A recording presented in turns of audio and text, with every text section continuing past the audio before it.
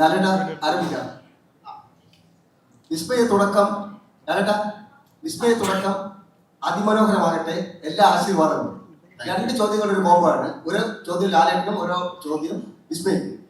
ഈ തുടക്ക സിനിമയുടെ സ്ക്രിപ്റ്റ് വീട്ടിലെത്തിയതിനു ശേഷം എത്ര മണിക്കൂർ വീട്ടിൽ ഡിസ്കഷൻ നടന്നു ഈ പടത്തിലേക്ക് വിസ്മയ അയക്കാം? വിസ്മയ, അടുത്ത ചോദ്യം. പ്രണവേട്ടൻ എന്താണ് നൽകിയ ഉപദേശം? ആദ്യം ലാലേട്ട, അതിന് വിസ്മയ. എങ്ങനെ എത്ര മണിക്കൂർ നടന്നതെന്ന് എനിക്ക് അറിഞ്ഞൂടാ. കാര്യം ഞാൻ അതിലുണ്ടായിരുന്നില്ല. അത് ഓഫ്കോഴ്സ് കഥ കേട്ടു. അപ്പൊ നമുക്ക് നമ്മുടേതായിട്ടുള്ള ചില അഭിപ്രായങ്ങൾ പറഞ്ഞു, അത്രയേ ഉള്ളൂ. അല്ലാതെ അതിന്റെ കൂടുതൽ ഡിസ്കഷനിലേക്കൊന്നും ഞാൻ പോയില്ല. അതാണ് സത്യം. എനിക്ക് എൻ്റെതായിട്ടുള്ള ചില അഭിപ്രായങ്ങൾ ഉണ്ടായിരുന്നു, അത് ഞാൻ ഷെയർ ചെയ്തു. അവർക്ക് ചില കാര്യങ്ങൾ അങ്ങനെയാണല്ലോ, ചില അവർക്ക് അക്സെപ്റ്റ് ചെയ്യാൻ തോന്നുന്ന കാര്യങ്ങൾ അവർ അക്സെപ്റ്റ് ചെയ്യും. അതാണ് എൻ്റെ സത്യം. പ്രണവേട്ടൻ any help tips for acting? He just said have fun and discussion. അങ്ങനെ ഡിസ്കഷൻ ആയിട്ടൊന്നും ഉണ്ടായിരുന്നില്ല. ഞാനും അമ്മയും ഇതിനെ പറ്റി സംസാരിച്ചു. സ്റ്റോറി ഭയങ്കര ഇഷ്ടപ്പെട്ടു. എനിവേസ് ഹലോ, ഇവിടെയാണ്. നമസ്കാരം. തുടക്കം നല്ല സംഭവമായിട്ട് ജോഡിൻ്റെ അടുത്തേക്ക് വരുന്നുണ്ട്. അതിൽ ലാലേട്ടനോട് തന്നെയാണ്. ലാലേട്ട, ഒരച്ഛൻ എന്ന നിലയിൽ ഏറ്റവും അഭിമാന മുഹൂർത്തത്തിലാണ് ഇപ്പോൾ താങ്കൾ. അതിന് സ്റ്റേജിൽ നിൽക്കുമ്പോൾ തന്നെ താങ്കൾ പറഞ്ഞു, അത് സന്തോഷം. ഞങ്ങളെല്ലാം കുട്ടി തന്നെയാണ് വിസ്മയ. ലാലേട്ട അഭിനയിക്കുന്ന സമയത്ത്, ലാലേട്ടൻ അഭിനയത്തിന്റെ കാര്യത്തിൽ നമുക്ക് എല്ലാവർക്കും വരാം. വിസ്മയോടൊപ്പം ആ ഷെയർ ചെയ്യുമ്പോൾ, ക്യാമറയെ കൊണ്ട് ഷെയർ ചെയ്യുമ്പോൾ ലാലേട്ടന് തോന്നിയ ആ മുഹൂർത്തം എന്തായിരുന്നു ആ സമയത്ത്? ആ സമയത്ത് എൻ്റെ മകളാണെന്നൊന്നും ഞാൻ വിചാരിക്കില്ല. എൻ്റെ കൂടെ അഭിനയിക്കുന്ന ഒരാളായിട്ടാണ്. മകളായിട്ട് വിചാരിച്ചാൽ നമുക്ക് ചിലപ്പോൾ അഭിനയിക്കാൻ പറ്റില്ല. ഒരു പെർഫോമൻസ് ചെയ്യുന്ന സമയത്ത് അങ്ങനെയാണ്, ഒരു ക്യാരക്ടറായിട്ടാണ്.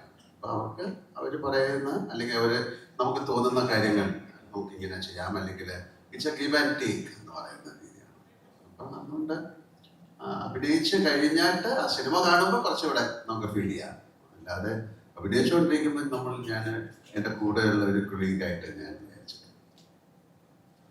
അച്ഛൻ്റെ അടുത്ത് ചോദിച്ച ചോദ്യം തന്നെയാണ്. സിനിമകൾ ഒത്തിരി അച്ഛൻ്റെ കണ്ടിട്ടുണ്ട്. ഏറ്റവും ഇഷ്ടപ്പെട്ട സിനിമ കിരീടമാണെന്ന് പറഞ്ഞിട്ടുമുണ്ട്. ഈ സിനിമയിൽ അച്ഛൻ്റെ മുന്നിൽ പോയെന്ന് ഒരു ഡയലോഗ് പറയുമ്പോൾ, ജോഡ് പറഞ്ഞു തരുന്ന ഡയലോഗ് പറയുമ്പോൾ എന്തായിരുന്നു ആ ഫീൽ? അതിന് അച്ഛനായി കണ്ടു. അതുകൊണ്ട് ഞാൻ അവിടെ എത്തിയപ്പോ എല്ലാരും അച്ഛൻ്റെ കൂടെ ആക്ട് ചെയ്യാൻ പോവാണ്, എക്സൈറ്റ്മെന്റ് ഉണ്ടായിരുന്നു. I was nervous.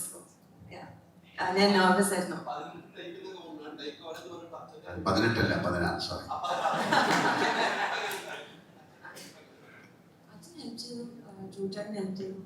എനിക്ക് ആദ്യത്തെ സീനിന്റെ ഫസ്റ്റ് ഷോട്ടായിരുന്നു പ്രശ്നം. പക്ഷെ പിന്നെ സീനിലോട്ട് പോയപ്പോൾ ഓക്കെ ആയിരുന്നു. Hi, Vismaya. Yeah, I'm sitting right here. Okay. So you've spent years expressing yourself through poetry, painting, and everything. There, the creative control is almost under you. But here, when it's acting, it's more of a collaborative process, and it's shaped by Jude's vision here. Is it difficult to let go of that control, emotional control, as an artist? So I would say that it's still the same kind of freedom. I wouldn't say that the freedom is any less with this process, because it's like, it's an art form, right? So you're still expressing in your own way. So it's not, yes, of course the director gives you his vision, but then it's your instrument, right? So you have to bring out your own creativity. Yeah. Thank you so much for the answer, sir. My question is to you. You've seen actors starting their journey through all these decades. as a father and as an actor, what do you think is the most important quality a co-actor, an experienced co-actor should have when he is with a person who's facing the camera for the first time? Basically, common sense. Seriously, because we are not supposed to ridicule them, or we should not give any kind of confusion to them. So be with them, travel with them, and you can on the travel you can correct them, or you can learn so many things. So to be with acclimatization, you need an acclimatization. They also need. So to be in that league and to be in our league, it's a beautiful process happening. So നമ്മുടെ co-actors-ന്റെ കൂടെ ഏറ്റവും രസകരമായിട്ട് make fun with them, be എന്താണ് ഒരു state of happiness exchange and make them comfortable. Same with Maya. അപ്പോൾ മായയുടെ ഒരു sometimes we feel അയ്യോ ഈ കുട്ടി എന്താ ഇങ്ങനെ ചെയ്യണമെന്ന് ഇവരത്തല്ല എല്ലാവർക്കും തോന്നാം, മറ്റവർക്കും തോന്നാം. അതിനെ ഒരു ഇറിറ്റേറ്റഡ് ആകാതെ സെയിം വിത്ത് ഡയറക്ടേഴ്സ് ഓൾസോ അല്ലേ. ചില ഡയറക്ടേഴ്സ് ഉണ്ട്, ചില ദേഷ്യപ്പെടുന്നവരുണ്ടാകും, പക്ഷേ that will reflect the confidence of the actor. അപ്പോൾ ഇതൊരു പ്രോസസ്സാണ്, ഇറ്റ്സ് എ ഹാബിറ്റ്, ഇത് ഒരു പ്രാക്ടീസാണ്. So like he said, first day പോലെ ആയിരുന്നില്ല മായ 10th ഡേ, പിന്നെ last day. So it's a process. So അതിന് യു നീഡ് ഇതൊരു സെൽഫായിട്ട് കണ്ടുപിടിക്കുക അങ്ങനെയൊക്കെ പറയണതൊക്കെ it's a more it can happen on this stage. This is something different entity wise, it's totally different cinema എന്ന് പറയുന്നത്. So you have to practice. നിങ്ങളുടെ ഒരു ഇൻ്റലിജൻസ് ആണ് അതിൻ്റെ പുറകിലുള്ളത്. And basically I believe an actor needs excellent common sense. Thank you. Thank you so much, sir. ഇപ്പോൾ നമ്മൾ മലയാളികൾക്ക് ലാലേട്ടൻ റെഫറൻസുകൾ ഇല്ലാതെ കടന്നു പോകുന്ന ദിവസങ്ങൾ കുറവാണ്. അപ്പോൾ മകളുടെ സിനിമ എന്ന് പറയുമ്പോൾ അതിന് വേറൊരു ഡയമെൻഷൻ തന്നെയുണ്ട്. ആ രീതിക്ക് ചെറിയ റെഫറൻസുകൾ വരാതിരിക്കാനുള്ള ശ്രമങ്ങൾ ഉണ്ടായിരുന്നു. അത് മാത്രമല്ല, ട്രെയിലർ കാണുമ്പോൾ ഒരു ആക്ഷൻ സിനിമയുടെ ഭയങ്കര ഫീൽ അടിക്കുന്നുണ്ട്. അപ്പോൾ ലാലേട്ടനും വിസ്മയും തമ്മിലുള്ള ആക്ഷൻ സീക്വൻസ് സിനിമയുടെ ഭാഗമാണോ? രണ്ട് ചോദ്യം. അങ്ങനെ റെഫറൻസുകൾ ഞാൻ എൻ്റെ കുറേ സിനിമകളിൽ വെച്ചിട്ടുണ്ടായിരുന്നു. എൻ്റെ ഓൾമോസ്റ്റ് മിക്ക സിനിമകളിലും ലാലേട്ടൻ റെഫറൻസുകൾ ഞാൻ വെക്കാറുണ്ട്. ഇതിൽ പക്ഷേ ലാലേട്ടൻ തന്നെ വന്നതുകൊണ്ട് തന്നെ റെഫറൻസ് ഒന്നും വെക്കേണ്ടി വന്നില്ല. പിന്നെ ആക്ഷൻ മൂവി ആണെന്ന് ഞാൻ പറയുന്നില്ല, ആക്ഷൻ ഉണ്ട് പടത്തിൽ. ഇപ്പോൾ യൂഷ്വലി നമ്മൾ പണ്ടൊക്കെ ഞാൻ സിനിമ കാണുമ്പോൾ നമ്മളെല്ലാവരും സിനിമകൾ കാണുമ്പോൾ ടി വിയിൽ സംഘടനം ത്യാഗരാജനുണ്ടോ എന്ന് നോക്കും ആദ്യം പടം നോക്കുന്നതിന് മുമ്പ്. അപ്പോഴായിരിക്കും ഒരു ഇൻട്രസ്റ്റ് പടം കാണാൻ. എന്ന പോലെ കൂട്ടിന്റെ പേര് പോലെ കുറച്ച് സംഘടന ഉണ്ട് ഈ പടത്തിൽ. പക്ഷെ ഇതൊരു ആക്ഷൻ മൂവി അല്ല, ആക്ഷൻ ഉണ്ട് ഇല്ലില്ല, പുള്ളിക്ക് അറിയേണ്ട ഞാനും മായായിട്ട് ആക്ഷൻ ഉണ്ട്. ഇല്ലില്ല, അവർ വീട്ടിലുണ്ടോ ആക്ഷൻ ഉണ്ടോ പടത്തിൽ. അതായത് ലാൽ സാറിന്റെ ക്യാരക്ടറിനെ കുറിച്ച് പറയാൻ പറ്റാത്തതുകൊണ്ടാണ്, അല്ലെങ്കിൽ അതിന്റെ ഉത്തരം നിങ്ങൾക്ക് തരാമായിരുന്നു. മായയുടെ ആക്ഷൻ പോലും പടത്തിലുണ്ടോ എന്ന് ഞാൻ ഇപ്പോൾ കൺഫേം ചെയ്തില്ല. കാരണം ഞാൻ പറഞ്ഞത് ആക്ഷൻ പടമാണ്, പക്ഷെ അത് നിങ്ങൾ പ്രതീക്ഷിക്കുന്ന പോലെ മൊയ്ത്തായി പഠിച്ച എല്ലാവരെയും തിരിച്ചു മറിക്കുന്ന അങ്ങനെ ഒരു ക്യാരക്ടർ അല്ല പടത്തിൽ. വളരെ ശാന്ത സ്വഭാവമായിട്ടുള്ള ഒരു കുട്ടിയാണ്. ഒരു അച്ഛനായിട്ട് അഭിനയിക്കുന്ന സായിച്ചേട്ടൻ്റെ ക്യാരക്ടറുണ്ട്, അവിടുത്തെ CA ആയിട്ട് ചെയ്യുന്ന മനോജ് ചേട്ടൻ്റെ ക്യാരക്ടറുണ്ട്. പിന്നെ ഒരു കാര്യമാണ് ഞാൻ പറയാം, വില്ലൻ കൊടുവൂർ വില്ലനായ ബോബിച്ചേട്ടൻ പടത്തിലുണ്ട്. അത് ഉഗ്രൻ വില്ലനാണ്. പിന്നെ ആശിഷ് ഒരു ക്യാരക്ടർ റോളാണ് ചെയ്യുന്നത്. അഞ്ചേട്ടൻ അറിയാലോ, നമ്മുടെ സ്വന്തം അഞ്ചേട്ടൻ. ഞാനിപ്പോൾ നോക്കിയപ്പോൾ പെട്ടെന്ന് ഒരു ആർട്ടിസ്റ്റാണെന്ന് ചോദിച്ചോ. ഇത് എനിക്ക് ഏറ്റവും സന്തോഷമുള്ള കാര്യം എന്ന് പറഞ്ഞാൽ ഇവിടെ ഇരിക്കുന്ന ആർക്കും എന്താ പറയുക, എപ്പോൾ വിളിച്ചാലും സ്വന്തം ഒരു കുടുംബത്തിലൊരാളെ പോലെ വിളിക്കാവുന്ന ബന്ധമുണ്ട് ഈ സിനിമ കഴിഞ്ഞപ്പോൾ. പടത്തിൽ വർക്ക് ചെയ്ത ടെക്നീഷ്യൻസ് ആയാലും ആർട്ടിസ്റ്റ് ആയാലും എല്ലാവരുമായിട്ടും. അപ്പോൾ അത് അത്രയും എൻജോയ് ചെയ്ത് ഞങ്ങൾ ഈ സിനിമയാണ്. അതൊരു വലിയ സിനിമയൊന്നുമല്ല, എന്നാലും എല്ലാവർക്കും ഇഷ്ടമാവും. പിന്നെ ലാൽ സാറിൻ്റെ ക്യാരക്ടറും എല്ലാവർക്കും ഇഷ്ടമാവും. കാരണം ഞാൻ എൻ്റെ കയ്യിൽ ആദ്യമായിട്ട് കിട്ടിയതാണ്. അപ്പോൾ ഞാൻ കുറച്ച് വൃത്തിയായിട്ട് ചെയ്തിട്ടുണ്ടെന്നാണ് എൻ്റെ വിശ്വാസം.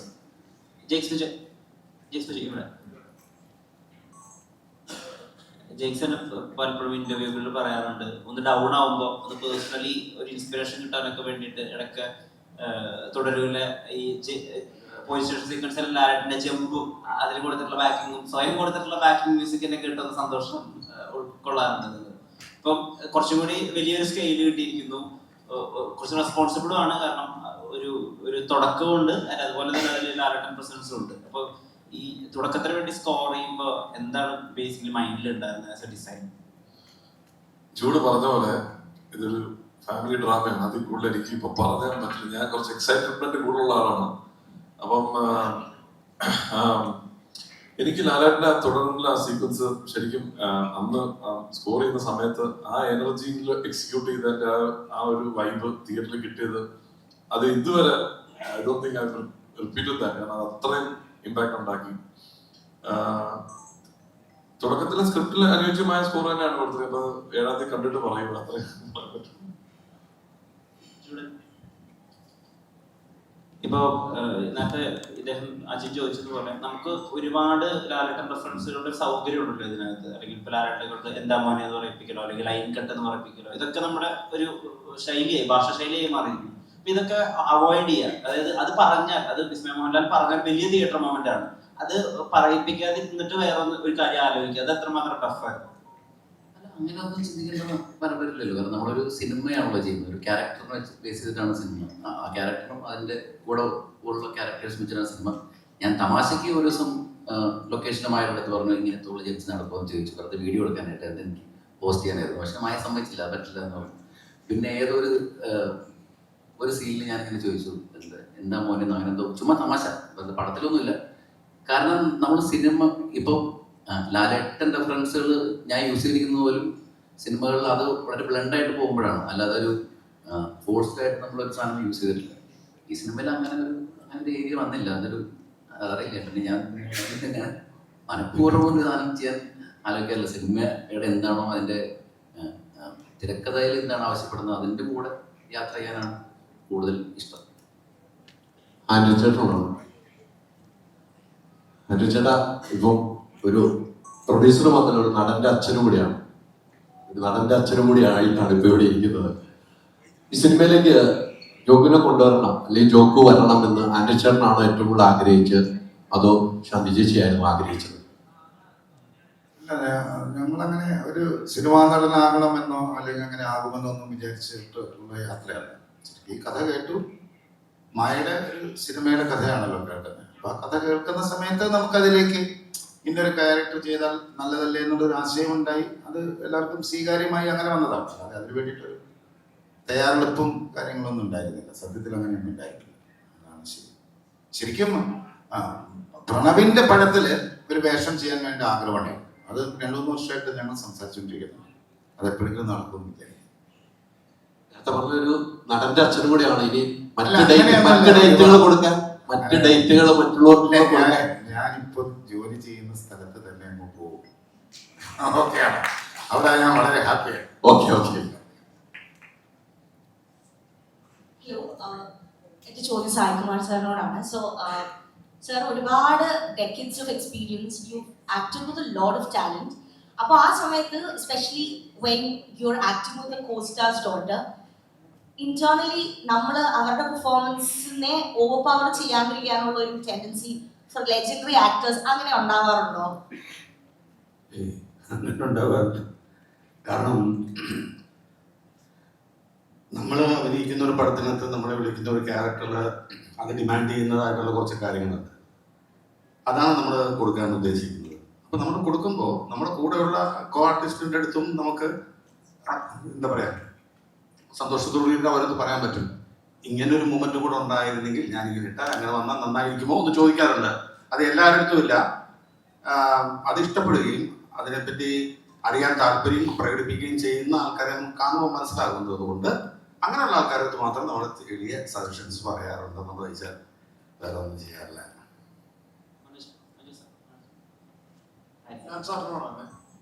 ഹലോ, ലാൽ സാറിനോടാണ്. ലാൽ സാർ, മലയാള സിനിമയിലെ ഈ ഒരു ഇപ്പൊ സായികുമാർ എന്ന് പറയുന്ന നടന്റെ ആ കുടുംബം, അദ്ദേഹത്തിന്റെ അച്ഛൻ, അങ്ങനെ ആ കുടുംബം ഒരു കലാകുടുംബം പോലെ വന്നിട്ടുണ്ട്. അതുപോലെ എന്നും പിള്ള. ഇപ്പൊ മലയാള സിനിമയിൽ മോഹൻലാൽ എന്ന് പറഞ്ഞ നടൻ 48 വർഷമായി, ഇപ്പൊ 50 വർഷമാകുന്നു. അദ്ദേഹത്തിന്റെ മകൻ വന്നു, അതിനുശേഷം ഇപ്പൊ മകൾ വന്നു. അപ്പോൾ ആ ഒരു കലാകുടുംബം മലയാള സിനിമയിലേക്ക് പൂർണ്ണമായും വരില്ല. അതില് അങ്ങനെ തൃപ്തനാണോ? എന്താണ് അദ്ദേഹം അങ്ങേക്ക് പറയാനുള്ളത് അതിനെക്കുറിച്ച്? അത് ഇപ്പം എൻ്റെ ഒരു കാര്യം അവർ രണ്ടുപേരും ഒരു ആക്ടറോ ആക്ട്രസ് ആവുമെന്ന് ഞാൻ ചിന്തിച്ചിട്ടേ ഇല്ല, ഞങ്ങളുടെ കുടുംബവും ചിന്തിച്ചിട്ടില്ല. അത് സംഭവിച്ചേക്കണം. പക്ഷെ ഇവരുടെ കാര്യം അങ്ങനെയല്ല. ഇവരുടെ സ്റ്റേജിൽ നിന്നാണ് അല്ലേ, അവർ അവരുടെ ഫാമിലി ആയിട്ട് അത് തുടങ്ങി, അവരെപ്പോഴും കണ്ടുകൊണ്ടിരുന്നു. പക്ഷെ ഞങ്ങളുടെ കുടുംബവും ഇപ്പോൾ എൻ്റെ സുച്ചിയുടെ ഫാമിലി ആയാലും ഒക്കെ സിനിമയിൽ നിന്നുള്ള ആൾക്കാരാണ്. ഞാൻ മാത്രമേ ഉള്ളൂ എൻ്റെ ഫാമിലിയിൽ നിന്ന് സിനിമയിൽ ആദ്യം വന്നത്. അപ്പം അതിൽ വളരെ സന്തോഷമുണ്ട്. കാര്യം ഇത് ബ്യൂട്ടിഫുൾ ജോബ്, നല്ലൊരു സൗന്ദര്യമുള്ള ജോലിയാണ് അഭിനയിക്കുക എന്ന് പറയുന്നത്. ഏറ്റവും നന്നായിട്ട് ചെയ്യുമ്പോഴാണ് അതിൻ്റെ സന്തോഷം. പിന്നെ ആസ് ആൻ ആക്ടർ എന്നോട് ചോദിച്ചു കഴിഞ്ഞാൽ ഞാൻ വളരെ ബ്ലെസ്ഡ് ആയിട്ടുള്ള ഒരു ആക്ടറാണെന്നാണ് ഞാൻ വിശ്വസിക്കുന്നത്. കാര്യം എനിക്ക് നല്ല എഴുത്തുകാരെ കിട്ടി, തിരക്കഥാകൃത്തുക്കളെ കിട്ടി, സംവിധായകരെ കിട്ടി, കൂടെ അഭിനയിക്കാൻ ഏറ്റവും മനോഹരമായിട്ടുള്ള ആൾക്കാരെ കിട്ടി. അവരുടെയൊക്കെ ഒരു ഓർമ്മയും അവരുടെയൊക്കെ ഒരു സ്നേഹത്തിൽ കിടന്നാണ് ഞാൻ പറഞ്ഞത്. ഈ കുട്ടികൾക്ക് അങ്ങനെ കിട്ടട്ടെ എന്ന് ഞാൻ പ്രാർത്ഥിക്കാം. അല്ല, ഞാൻ എൻ്റെ ഫാമിലിയിൽ 2 പേരെന്ന് പറഞ്ഞുകൊണ്ട് അവർക്ക് കാര്യമില്ല. ഇവരൊക്കെ അത് പ്രൂവ് ചെയ്ത് അവര് ആൾക്കാരാണ്. അപ്പൊ ഈ ഒരു ആക്ടറിന് ഒരു നല്ല വേഷം കിട്ടുക എന്ന് പറയുന്നത് ഭയങ്കര ഭാഗ്യമാണ്, ഏത് ആക്ടറായാലും.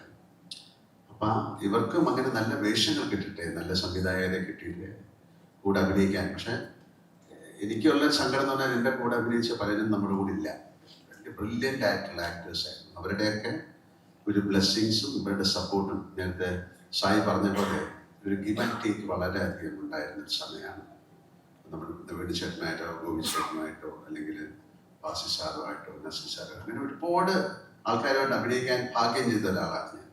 ശിവാജി ഗണേശനായാലും അമിതാഭ് ബച്ചനായാലും നാഗേശ്വര റാവു സാറോ രാജ്കുമാർ സാറൊക്കെ ആയിട്ടുള്ള ഒരു ലെജൻഡറി ആക്ടേഴ്സിൻ്റെ ഒരു ബ്ലെസ്സിങ് ഞങ്ങൾക്ക് കിട്ടിയിട്ടുണ്ട്.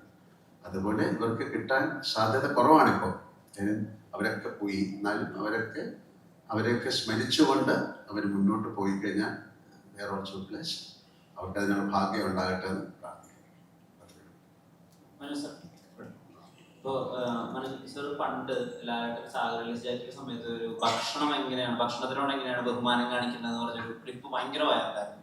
അതിനോട് എങ്ങനെയാണ് ആദരപൂർവ്വം പെരുമാറേണ്ടത് ഭക്ഷണത്തിനെ പറ്റിയത്. അപ്പം ഇതെല്ലാവരും മനുഷ്യൻ ബേസിക് ആയിട്ടുള്ളൊരു ഫുഡിനോട് എത്രമാത്രം ബഹുമാനം കാണിക്കുന്നു എന്നാണ് നമുക്ക് മനസ്സിലായത്. ഇപ്പോൾ മകൾക്ക് ആ രീതിയിൽ ഒരു മനുഷ്യൻ എന്നുള്ള രീതിയിൽ കുറച്ചു നേരം ട്രാവൽ ചെയ്തവര് എത്രമാത്രം അങ്ങനെയുള്ള ക്വാളിറ്റീസ് ഉണ്ട്. അതുപോലെ ആസ് എൻ ആക്ടർ എല്ലാവരും പറയുന്നത് പ്രതീക്ഷിക്കാത്ത റിയാക്ഷൻസ്, ഏറ്റവും നാച്ചുറൽ ആയ റിയാക്ഷൻസ് എന്നൊക്കെയാണല്ലോ. അതിന്റെ ട്രേസസ് എത്രമാത്രം കൂടെ വർക്ക് ചെയ്തത് എന്താ മനസ്സിലായത്? ലാലേട്ടൻ എന്നൊരു വിസ്മയമാണ് നമ്മൾ മലയാളം, പ്രത്യേകിച്ച് എനിക്ക് പേഴ്സണലി പറയാം. എല്ലാ രീതിയിലും ആസ് ആൻ ആക്ടർ പേഴ്സണൽ ലൈഫിലും ഒക്കെ അദ്ദേഹം വലിയ മാതൃകയാണ്. എൻ്റെ ഉദാഹരണമാണ് നിങ്ങൾ പറഞ്ഞ് ഞാൻ പണ്ട് പറഞ്ഞ ഇൻസിഡൻറ്റ്. ലാലേട്ടൻ പലരും ഞാൻ അജിമ തള്ളിയതാണെന്നൊക്കെ പറയുന്ന ആൾക്കാരുണ്ട്. അപ്പം ഞാൻ പറയും ലാലേട്ടന് എൻ്റെ ഒരു പുസ്തകത്തിൽ തന്നെ ഞാൻ ലാലേട്ടൻ്റെ അനുവാദത്തോട് ഇത് എഴുതിയിട്ടുണ്ട്. ഇപ്പം ഇത് മുന്നിലിരുത്തിക്കൊണ്ട് പറയുകയാണ്. അതൊക്കെ നടന്ന സംഭവമാണ്. ഞാൻ വീണ്ടും അത് വിശദീകരിക്കുന്നില്ല. മോളുടെ കാര്യം പറയുകയാണെങ്കിൽ മോള് അത് ഞാൻ അധികം ദിവസം മോളായിട്ട് വർക്ക് ചെയ്തിട്ടില്ല. പക്ഷെ മോളെ കണ്ട ആ നിമിഷം മുതൽ അത്രയും ഡൗൺ ടു എർത്ത് ആയിട്ടുള്ള, അത്രയും സിൻസിയർ ആയിട്ടുള്ള ഒരു കുട്ടി. ആ ചിരിയിൽ തന്നെ അത് കാണാം അത്ര സിൻസിയറാണ്. അപ്പോൾ അതാണ് വിസ്മയ. എനിക്ക് അത്രയും മനസ്സിലാക്കാൻ സാധിച്ചിട്ടുള്ളൂ. അത്ര ഈയിടയ്ക്ക് വന്ന ആ ഇൻ്റർവ്യൂ കണ്ടപ്പോൾ നമ്മുടെ ലോകത്തുള്ള എല്ലാവർക്കും മനസ്സിലായി വിസ്മയ എന്താണ്. അപ്പോൾ ഇനി വിസ്മയ എന്ന ആക്ട്രസ് എന്താണെന്ന് നമ്മൾ 7-ാം തീയതി കണ്ട് മനസ്സിലാക്കാം. ഒരുപാട് സന്തോഷമാണ് ഈ സിനിമയിൽ വരാൻ കഴിയുന്ന ജീവിതത്തിലെ ഏറ്റവും വലിയ ബ്ലെസ്സിങ് ആണ്. എന്ന് പറഞ്ഞ പോലെ ലാലേട്ടൻ്റെ മകൻ്റെയും മകളുടെയും കൂടെ അഭിനയിക്കാൻ സാധിക്കുക അത് അപൂർവമായൊരു ഭാഗ്യമാണ്. ഈ തുടക്കം സിനിമയിൽ ഒരുപാട് സന്തോഷങ്ങൾ ഉണ്ടായിരിക്കുക. ആ സിനിമയിൽ വരാൻ കഴിഞ്ഞത് നല്ല റോളൊക്കെയാണ്. പക്ഷെ അതിനേക്കാൾ എനിക്ക് ഏറ്റവും മനോഹരമായൊരു നിമിഷമുണ്ടായത് ഈ എൻ്റെ അവസാന ദിവസം, അതായത് ഷൂട്ടിങ്ങിൻ്റെ അവസാന ദിവസം എല്ലാവരും യാത്ര പറഞ്ഞു പോകുന്ന നേരത്ത് വിസ്മയെ ചോദിച്ചു. വിസ്മയ കാരവല്ലുണ്ടെന്ന് പറഞ്ഞു. ഞാൻ ഒന്ന് വിളിക്കാൻ പറഞ്ഞ് വിസ്മയ വെള്ളി ഇറങ്ങി വന്നു. ഞാൻ മോളോട് പറഞ്ഞു, മോളെ എൻ്റെ വർക്കൊക്കെ കംപ്ലീറ്റ് കഴിഞ്ഞു, ഞാൻ ഇന്ന് പോവുകയാണ്. ഓ ശരി ചേട്ടാ, സന്തോഷം. ഞാൻ പറഞ്ഞു മോളുടെ അച്ഛൻ്റെ സിനിമയിൽ നാളെ രാവിലെ ഞാൻ ജോയിൻ ചെയ്യും എന്ന് പറഞ്ഞു. ഒറ്റ ദിവസം രാവിലെ ലാലേട്ടനോട് ഞാൻ അതിമനോഹരത്തിൽ അഭിനയിക്കാൻ പോകണം. അതൊരു വല്ലാത്ത മൂമെൻ്റാണ്. മകളുടെ സിനിമയിൽ നിന്ന് അച്ഛൻ്റെ സിനിമയിലേക്ക്. ഇനി ചിലപ്പോൾ ഒരു അതിമോഹമാണ് മോനെ ദിനേശ് എന്ന് ലാലേട്ടൻ പറയരുത്. ഇനി ലാലേട്ടൻ്റെ സിനിമയിൽ ഞാൻ അവസാനം പറയും, ലാലേട്ട ഞാൻ വിസ്മയുടെ പടത്തിലേക്ക് നാളെ രാവിലെ ജോയിൻ ചെയ്യണം എന്ന് പറയുന്ന ഒരു സമയം ഉണ്ടാവട്ടെ എന്ന് പ്രാർത്ഥിക്കുന്നത് എൻ്റെ ഏറ്റവും ജീവിതത്തിലെ ഏറ്റവും വലിയ ഭാഗ്യമാണ്. അത് സന്തോഷമാണ്. തുടക്കത്തിന് എല്ലാവിധ ആശംസകളും ദൈവം അനുഗ്രഹിക്കട്ടെ. All the best. ഇവിടെ തുടക്കം തുടങ്ങുകയാണ്. 7-ാം തീയതി നമ്മൾ വെയിറ്റ് ചെയ്യുകയാണ്. പക്ഷേ ഈ സിനിമയ്ക്ക് വേണ്ടിയുള്ള തയ്യാറെടുപ്പുണ്ടായിരുന്നു. എനിക്ക് തോന്നുന്നു കുറേ തയ്യാറെടുപ്പ് നടത്തിയിട്ടുണ്ടാവും. ഒരേ ഷോട്ടുകൾ എടുക്കാൻ പോകുമ്പോൾ ലാലേട്ടൻ ഇന്ന് നിങ്ങൾ കാണുന്നതാണ്. കുടുംബത്തിലുള്ള ആളാണ്. ലാലേട്ടൻ്റെ കൂടെ സ്ക്രീൻ ഷെയർ ചെയ്യുമ്പോഴും വിസ്മയുടെ കൂടെ സ്ക്രീൻ ഷെയർ ചെയ്യുമ്പോൾ അച്ഛനും അമ്മയൊക്കെ അവിടെ ഉണ്ടാവും. അച്ഛനും അമ്മയും അവിടെ ഉണ്ട്, ലൊക്കേഷനുണ്ട്. അഭിനയം കഴിഞ്ഞ് വരുമ്പോൾ അച്ഛനും അമ്മയും എന്തൊക്കെ പറയാറുണ്ട്?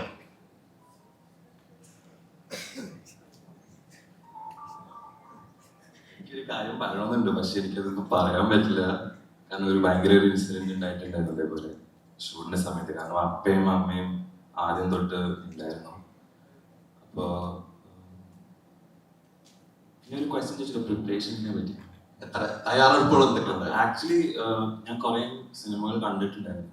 സിനിമ ഷൂട്ടിന് മുൻപായിട്ട് തന്നെ ആലപ്പുഴ വരെ ഞാൻ കുറെ കണ്ടിട്ടുണ്ടായിരുന്നു. അപ്പോൾ സിനിമകൾ കണ്ടിട്ട് കുറെ റെഫറൻസസും നോട്ട് ചെയ്ത് എൻ്റെ മൈൻഡിലുണ്ടായിരുന്നു. Like in my own way എനിക്കത് ചെയ്യാൻ പറ്റുമല്ലോ എന്ന് ശ്രമമായിരുന്നു ആക്ച്വലി.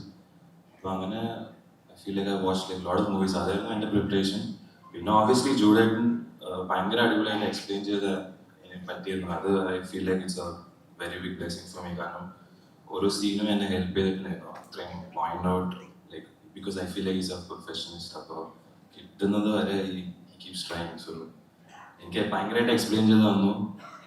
ഈവൻ സാൻകുമാർക്ക് കുറേ എക്സസൈസസ് ഈവൻ കണ്ണിനെ പറ്റിയും കുറേ എനിക്ക് പറഞ്ഞു തന്നിട്ടുണ്ടായി. അപ്പോൾ എനിക്ക് ഈ ഒരു ടീം കിട്ടിയത് തന്നെയാണ് ആക്ച്വലി വെരി ലക്കി. ബിക്കോസ് അല്ലെങ്കിൽ I don't think I would be able to do what I did. But അതായിരുന്നു എൻ്റെ ഒരു whole process and the journey of this whole shoot. Yeah, so my question is also directed to you. So debuts often come with a lot of nervousness, but in your case there's a surname, there's too much of expectations likewise, but is that something that you have to, that helps you creatively, or is it something that you have to constantly unlearn during filmmaking? The whole side of expectations and everything? Not really, because I think my whole life been film. അപ്പോൾ ഞാൻ കുഞ്ഞിലേ തൊട്ട് സെറ്റ്സിൽ പോകാറുണ്ടായിരുന്നു ഷൂട്ടിങ്ങിലായാലും. അപ്പോൾ ഞാൻ കുറേ കണ്ട് observe ചെയ്ത് പഠിക്കുന്ന ടൈപ്പ് ആളാണ്. So I feel like I didn't have that pressure, but obviously there was the nervousness. Beginning ഒരു 2-3 ടേക്സ് ഞാൻ ഓബിയസ്ലി ഭയങ്കര പ്രഷറായിരുന്നു. പക്ഷെ എനിക്ക് തോന്നുന്നു ഞാൻ പറഞ്ഞ പോലെ എൻ്റെ കൂടെ ഉണ്ടായ എല്ലാവരും അത്രയും welcoming and was very sweet. ചൂടേട്ടൻ ഉണ്ടായിരുന്നു, പിന്നെ ജോമോൻ ചേട്ടൻ ഈസ് നോട്ട് ഹിയർ, പക്ഷെ റിയലി ഹെൽപ്പ് മീ. അതിലായിരുന്നു ഭയങ്കരമായിട്ട് എന്നെ ക്യാമറയുടെ അടുത്ത് ഞാൻ ഏറ്റവും ക്ലോസ് ആയിട്ടിരിക്കുന്നവർ കുറേ കാര്യങ്ങൾ എനിക്ക് എക്സ്പ്ലെയിൻ ചെയ്ത് തന്നു.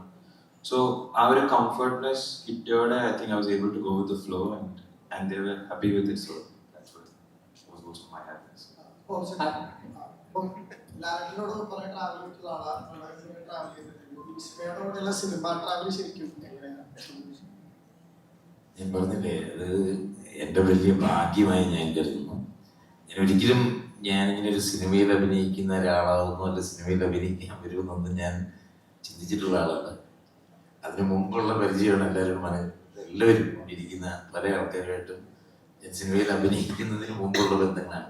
പക്ഷെ എന്നെ സംബന്ധിച്ച് എനിക്ക് ഇപ്പം ഇത് സംഭവിക്കുന്നത് പോലും അൺബിലീവബിളാണ്. ഞാൻ ഇവരുടെ ഒപ്പം ഈ ഒരു വേദിയിൽ ഇങ്ങനെ ഒരു പ്രസ് മീറ്റിൽ ഇരിക്കാൻ പറ്റുന്നതിനെ എല്ലാം ഒരു ഭാഗ്യമാണ്. തുടക്കം എന്ന സിനിമ ഞാൻ പറഞ്ഞില്ലേ, ഈ 2 കുട്ടികളിലും എനിക്ക് ഭയങ്കര പ്രിയപ്പെട്ടവരാണ് ജോക്കും ആൻകുട്ടിയും. അപ്പോൾ അവരുടെ ഒപ്പം പെർഫോം ചെയ്യാനും it's A blessing. Hi Vismaya. Hope you're doing well and welcome to Malayalam film industry. Thank you. So I just want to ask you something. When we are seeing some huge names actually, with Jude Anthony Joseph, we could see Yannick Bender, Stan Silva, and if we are looking into DOP, Akhil George, Jamonti John, other than our own Jakes Pichon, everyone. So first ever movie, are getting the chance to work with them. That is something very huge, which is very happiest part of that main journey. So how do you feel? I feel so grateful that this can be my start, and obviously that's only because of my dad, right? But the chance to work with everyone here, and they were so patient and so incredibly I'm a beginner, but the fact that they were patient with me. That, Yeah, as I'm just asking a follow-up question in that, as you are a beginner, and we know that our Malayalam film industry is still now going through a remarkable phase actually. So in this remarkable phase, we could see newcomers, freshers are getting enough chance day by day. We could see they are scoring hundreds in box office, those things and all. At this momentum, you are getting a chance to be in this industry for as Thodakam. So how do you feel that opportunity as well? like again, just grateful. There were so many moments that I'm in the set and I'm looking around and I'm like, wow. Thank you. Yeah. വിസ്മയ നമ്മളിപ്പോ ലാലേട്ടൻ എന്ന് കേൾക്കുമ്പോ മീശപിരി മുണ്ടു മടക്കുത്തി കാല് വലിച്ചിട്ടുള്ള അടിയൊക്കെ അപ്പം വിസ്മയ വരുന്നു ഒരു action movie ആണെന്ന് എനിക്ക് തോന്നുന്നു കാല് പൊക്കിയിട്ടുള്ള അടിയൊക്കെ കാണാൻ പറ്റുമോ ലാലേട്ടനെ പോലെ തന്നെ ഉണ്ടോ ആക്ഷൻ ഉണ്ടോ അത് സിനിമ കണ്ടിട്ട് ഇപ്പൊ ഒന്നും പറയാൻ പറ്റില്ല. ലാലേട്ട എങ്ങനെയാണ് നമ്മുടെ ഇത്രയും കാലം പൊക്കുന്നില്ല, കുറച്ച് ഫ്രാൻസ് ചെറിയ രീതിയിലൊക്കെ ഉണ്ടാവാം. പറഞ്ഞില്ലേ പറഞ്ഞു. ഞാൻ വേണ്ടേ ഇത്രയും അതിലുള്ളവരൊക്കെ ഏറ്റവും വലിയ ആക്ഷൻ ഡയറക്ടേഴ്സാണ് അല്ലേ? സ്റ്റൺസിലോ പേര് യാനിക് പെൻ, ആ പേര് തന്നെ എനിക്ക് പറയാൻ പറ്റും. അപ്പം അത്യാവശ്യം ചെറിയ ചായയും കടിയൊക്കെ ഉണ്ടാവും.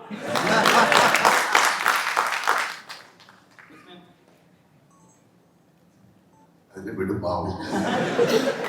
ഞാനോട് ചോദിക്കാം, ഇപ്പൊ ഞങ്ങൾക്ക് തന്നെ കുറച്ച് ടെൻഷനും ആകാംക്ഷയൊക്കെ ഉണ്ട്. എന്താണ് വിസ്മയ ചെയ്യാൻ പോകുന്നത്? ട്രെയിലർ ഇംപ്രസീവ് ആണ്, ഇന്റർവ്യൂ കാണുമ്പോൾ അതൊക്കെ വളരെ റിലേറ്റബിൾ ആയിട്ട് തോന്നുന്നുണ്ട്. എന്നാലും ഇപ്പൊ തന്നെ കാണുമ്പോൾ കുറച്ച് ടെൻഷൻ ഉള്ള പോലെ തോന്നുന്നു. അല്ലല്ല, ഇത് മാറ്റാൻ ടെൻഷൻ മാറ്റി വയ്ക്കൂ, അല്ലെങ്കിൽ ഇത് ഈ പ്രഷറിനെ ഹാൻഡിൽ ചെയ്യാൻ ലാലേട്ടൻ എന്തെങ്കിലും ഒരു അച്ഛൻ എന്നുള്ള രീതിയിൽ ഉദ്ദേശിക്കുന്നുണ്ടോ? ഒരു കാര്യമില്ല, ടെൻഷൻ ഞാൻ അവർ തന്നെയല്ലേ മാറ്റി വെക്കേണ്ടത്. ടെൻഷൻ അടിക്കേണ്ട കാര്യമൊന്നുമില്ല. ഇതൊരു എക്സാം എഴുതിയത് പോലെയാണ്. നന്നായിട്ട് എഴുതിയാൽ ജയിക്കും, മോശമായിട്ട് എഴുതിയാൽ തോന്നും അല്ലേ? So it's already happened. പക്ഷെ ഈ ഞാൻ പറയുന്ന പോലെ എനിക്ക് ആദ്യത്തെ സിനിമയിൽ അഭിനയിക്കുമ്പോഴൊന്നും ഇങ്ങനത്തെ ഒരു ടെൻഷനില്ല. ഇപ്പം 370ാമത്തെ സിനിമയിൽ അഭിനയിക്കുമ്പോൾ എനിക്ക് ടെൻഷനില്ല. അതൊരു പ്രിപ്പറേഷൻ, അതറിയാതെ സംഭവിക്കുന്നത്. കുട്ടികൾക്ക് തീർച്ചയായിട്ടും ഉണ്ടാവും. അന്നത്തെ സിനിമ പോലെ അല്ലേ ഇപ്പോൾ ഭയങ്കരമായ കോമ്പറ്റീഷനാണ്, ഒരുപാട് കാര്യങ്ങളുണ്ട്. നമുക്കൊന്നും ഇങ്ങനെ ഒരു സിനിമ കഴിഞ്ഞിട്ട് ഇത്രയും പേരുടെ മുമ്പിൽ സംസാരിക്കേണ്ട കാര്യങ്ങളൊന്നും ഉണ്ടായിരുന്നില്ല. ഒരുപാട് സ്വാതന്ത്ര്യങ്ങളുണ്ടായിരുന്നു. ഇത് സ്വാതന്ത്ര്യം ഇല്ലായ്മ എന്നല്ല പറയുന്നത്. സോ അവരുടെ ലൈഫിനെ കുറിച്ച് കുറച്ചുകൂടെ ടോളറൻസ് ലെവൽ കൂടുതലായിരുന്നു ഞങ്ങൾക്ക്. ഇപ്പോഴും ഇവർക്ക് ആ ടോളറൻസ് ലെവൽ ഉണ്ടാക്കിയെടുക്കണം അല്ലേ? ഇതൊരു പ്രത്യേക ഫീൽഡാണ് സിനിമ ഇൻഡസ്ട്രി എന്ന് പറയുന്നത്. സക്സസിനെ നമ്മൾ അപ്രോച്ച് ചെയ്യുന്ന പോലെ തന്നെ ഫെയിലിയറിനെയും അപ്രോച്ച് ചെയ്യാൻ പഠിക്കണം. ഇതിൽ മാത്രമല്ല, ജീവിതത്തിൽ മുഴുവൻ. അപ്പം അതുകൊണ്ട് അവരുടെ ടെൻഷനിലേക്ക് നമ്മൾ പോയിട്ട് ഈ ടെൻഷൻ അടിക്കുക അത് വീണ്ടും ടെൻഷനാവില്ലേ? അപ്പം അതുകൊണ്ട് ഒരു കുഴപ്പമില്ല, വരുന്ന പോലെ വരട്ടെ അല്ലേ? നമുക്കൊരു സിനിമയുടെ ട്രെയിലർ ലോഞ്ച് നടന്നു, ട്രെയിലർ കണ്ടു, ഇനി സിനിമ കാണാൻ പോവാണ്. ആ സിനിമയെ കണ്ടിട്ട് വിലയിരുത്തും. നല്ല സിനിമയാണെങ്കിൽ നല്ലതെന്ന് പറയും അല്ലേ? അങ്ങനെ എനിക്ക് പറയാൻ പറ്റുള്ളൂ. വെറുതെ ഇരിക്കുന്ന ആളുടെ ടെൻഷനിൽ പോയിട്ടൊന്നും കുത്തി നോക്കരുത് പ്ലീസ്. നിങ്ങളുടെ ഈ ടെൻഷന്റെ കാര്യം പറഞ്ഞതുകൊണ്ട് പറയാണ്. കാരണം ഈ പ്രണവ് സിനിമയിൽ അഭിനയിക്കാൻ വരുന്ന സമയത്ത് ആദ്യമേ പറയുമായിരുന്നു, ചേട്ടാ ഈ ഇന്റർവ്യൂസിനൊക്കെ കുറച്ച് ടെൻഷനാണ്. അപ്പൊ നമ്മളത് അനുവദിച്ചു കൊടുത്തു. മായ സിനിമയിൽ വന്നപ്പോഴും ഇത് തന്നെ പറഞ്ഞിരുന്നു, അയ്യോ ഇത് എല്ലാവരുടെ മുന്നിൽ വന്നിട്ട് ഇങ്ങനെ സംസാരിക്കാൻ പറഞ്ഞാൽ നമ്മളങ്ങനെ ഒരുപാട് ചോദ്യങ്ങൾക്ക് ഉത്തരം പറയാനായി. ഇപ്പൊ നമ്മളെന്ന് പറഞ്ഞിട്ടില്ല, അങ്ങനെ ഒന്നുമില്ല, അങ്ങനെ ഒന്നും മോള് വരണ്ടെന്ന് പറഞ്ഞു. സിനിമയെല്ലാം കഴിഞ്ഞപ്പോൾ ഞാൻ തന്നെ പറഞ്ഞത്, ഇല്ല മോളെ അതാ ഒന്ന് ജസ്റ്റ് വന്നാൽ അവരെന്തെങ്കിലും നമ്മുടെയൊക്കെ ഫ്രണ്ട്സ് അല്ലേ എന്തെങ്കിലും രണ്ടു വാക്ക് പറഞ്ഞാൽ മതി എന്ന് പറഞ്ഞ പാവം വന്നിട്ട് അതിനിപ്പോ എന്താ സംസാരിക്കേണ്ടതെന്ന് അറിയാത്ത അവസ്ഥയായി. ഇതാണ് സത്യസന്ധമായ കാര്യം. Okay. Sir, one question to you. You always describe your filmmaking process as instinctive rather than a lot of elaborate performances. But watching Vismaya during her filmmaking process, did you recognize her own style of preparation, or could you connect it with your style of just going with the flow? No, she has got a problem of the language. So ഒരു നമ്മുടെ language command എന്ന് പറയുന്നത് ഭയങ്കരമാണ്. So she doesn't have that kind of ഒരു fluency ഇല്ല. So normally ആക്ടേഴ്സിന് it can happen to actors when they are not very fluent with the language. They'll stick on to that line. So, I should not make a mistake എന്ന് പറയും. അപ്പോൾ അതിലോട്ട് focus ചെയ്യാൻ നോക്കും. എങ്ങനെയെങ്കിലും ഈ ഡയലോഗ് പറഞ്ഞ് ഞാൻ രക്ഷപ്പെടും. പക്ഷെ അതല്ല, slowly it is A practice. അതിൽ ഒരു നമുക്കുള്ള ഒരു വാട്ട് ഈസ് ഇംപ്രവൈസേഷൻ, ഞാൻ ചെയ്തു, അത് നമ്മൾ അറിയാതെ നമ്മൾ ഒരു ഇൻഡ്യൂറ്റീവ് മൈൻഡിൽ നിന്നുണ്ടാകുന്ന ഒരു പ്രിപ്പറേഷനാണ്. അത് sometimes you will get naturally or you can cultivate it, you can develop it. That is their intelligence. But I think as ഇവരൊക്കെ പറഞ്ഞ പോലെ ഒരു ബിഹേവ് ചെയ്യാൻ പറ്റുന്ന ഒരാളാണ്. പിന്നെ അവർ ഓൾറെഡി ഒരുപാട് പ്ലേ ഒക്കെ ചെയ്തിട്ടുണ്ട്. ബട്ട് പ്ലേ പോലെ അല്ലല്ലോ സിനിമ. അപ്പം ആ ഇൻഡ്യൂറ്റീവ് മൈൻഡ് അവർ ഡെവലപ്പ് ചെയ്ത് വരണം. അതിന് നമ്മൾ പോയി പറഞ്ഞിട്ട് കാര്യമില്ല. That she has to develop her own way. അതിന് ഇറ്റ്സ് എ പ്രോസസ്. അത് സ്ലോലി ഐ തിങ്ക് ഒരു കുറച്ച് ബ്രില്യൻ്റ് ആയിട്ടുള്ള ആൾക്കാർ അവരുടെ association watching movies they can cultivate and they can bring out. അതിന് സാധിക്കട്ടെ എന്ന് നമുക്ക് പ്രാർത്ഥിക്കാം. എനിക്ക് തോന്നുന്നത് പോരെ? ചോദിച്ചോ. അല്ല, എൻ്റെ അടുത്ത് പോരാന്ന്. സോ എനിക്ക് തോന്നുന്നു നിങ്ങളുടെ ഒരു കൂട്ടുകെട്ട് ഏകദേശം നിങ്ങളുടെ 3 ആൾ, ജെയ്ക്ക് സൈഡ് നടക്കുന്ന നിങ്ങളുടെ 3 ആളുകളുടെ ഒരു കൂട്ടുകെട്ട് നോക്കുവാണെങ്കിൽ 3 to 5 ഫിലിംസ് ഏകദേശം ആയിട്ടുണ്ട്. നമ്മൾ ടെക്നിക്കൽ ആസ്പെക്ട്സ് നോക്കുമ്പോൾ ഏറ്റവും പ്രധാനപ്പെട്ട ഒരു ഘടകമാണ് സൗണ്ട് ഡിസൈൻ, എല്ലാം തന്നെ DOP അല്ലെങ്കിൽ മ്യൂസിക്. അതിന്റെ ആ ഒരു വേഗലത്ത് നിങ്ങൾ ഒന്നിച്ച് വർക്ക് ചെയ്യുമ്പോൾ അത് എത്രത്തോളം വർക്കാവുന്നു അതാണ് നമ്മളും ഫീൽ ചെയ്യാൻ പറ്റും. നമുക്ക് ആ ട്രെയിലറിൽ ഏറെക്കുറെ ഫീൽ ചെയ്യാൻ പറ്റി.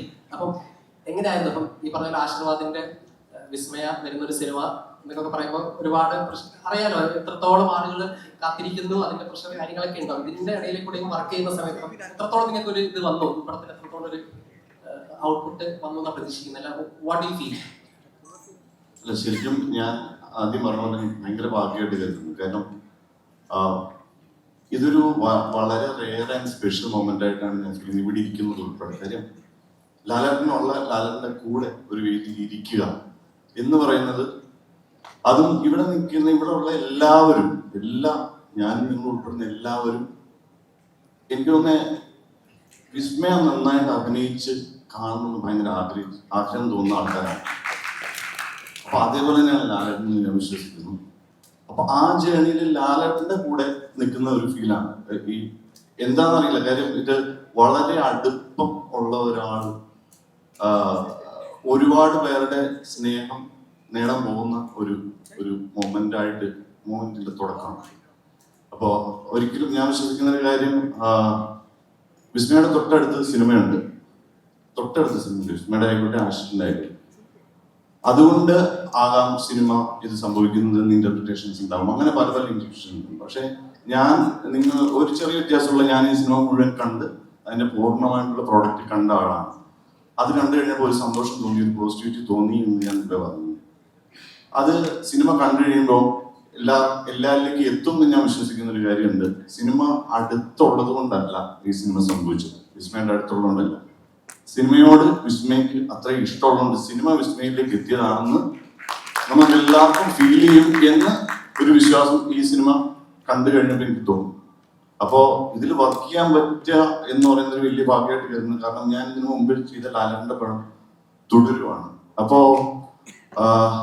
ഒരു ഭാഗ്യം എന്ന് പറയുന്നത്, ലാലന്റെ സിനിമ എത്ര പേരായിരിക്കും കാണുന്നത് എന്നുള്ളൊരു സത്യം.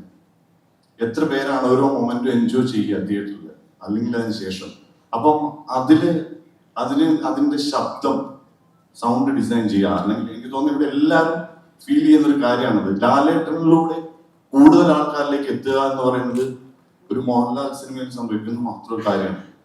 അപ്പോ അത് വിസ്മയ മോഹൻലാൽ എന്ന് പറയുന്ന ഇപ്പോ ഇനി നമുക്കെല്ലാവർക്കും കിട്ടിയ ഒരു നല്ല നടി എന്ന് ഞാൻ വിശ്വസിക്കുന്നു. അപ്പം അതിലേക്കുള്ള ഒരു യാത്രയിൽ കൂടെ ഒരു പാർട്ടാകുക എന്ന് പറയുന്നത് ശരിക്കും പറഞ്ഞു കഴിഞ്ഞാൽ എപ്പോഴും സംഭവിക്കുന്ന കാര്യമില്ല. അതിന്റെ ഭാഗമാകാൻ കഴിഞ്ഞതിൽ ഈ പറയുന്ന പോലെ ജൂഡിന്റെ ഡയറക്ഷനിൽ അത് നമുക്കൊരു ഫ്രീഡം ഡയറക്ടർ തന്നാൽ മാത്രമേ നമുക്ക് നമ്മുടെ ആഗ്രഹത്തിന് ചെയ്യാൻ പറ്റുള്ളൂ.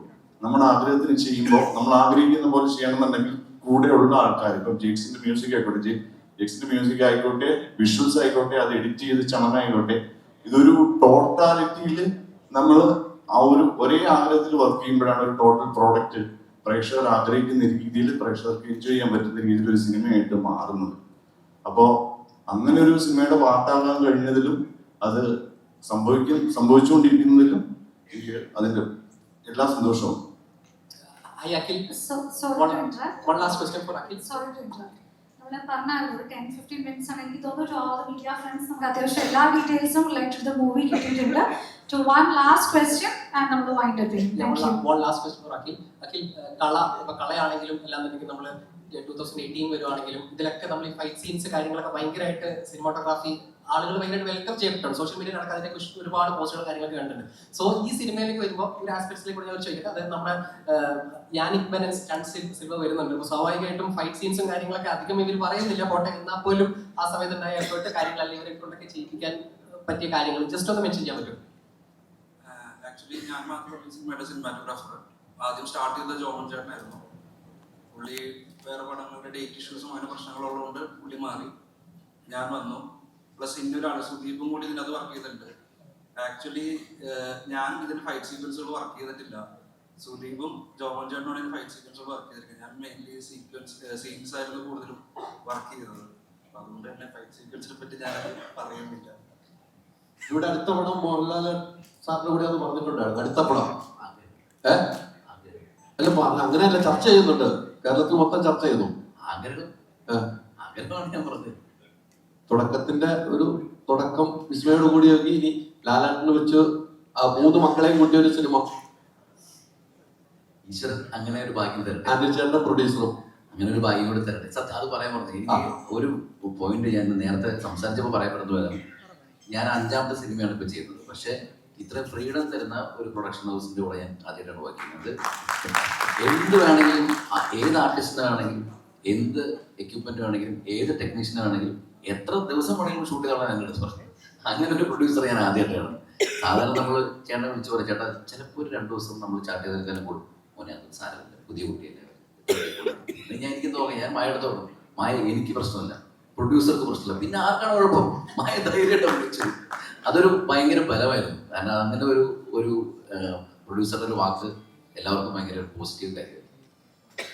Thank you everyone. Thank you so much. A big thanks to